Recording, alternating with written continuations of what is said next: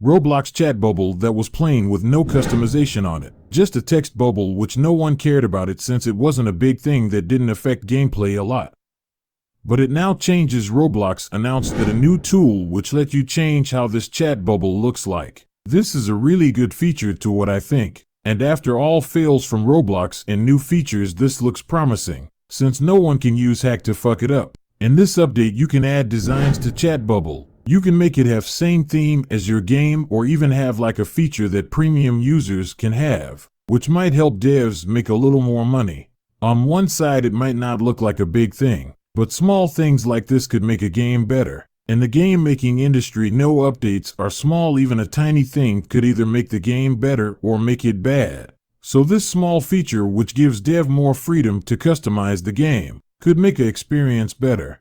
A dev has already tried it and said that it works perfectly. And if you want to know how to make it, then look at this blog. There is info on how to use this. I will share the link in pinned comment. And for the first time in Roblox history, there are some good updates. That doesn't seem to end like most of the community updates we got in a while, which to get removed because of something or they just felt like it.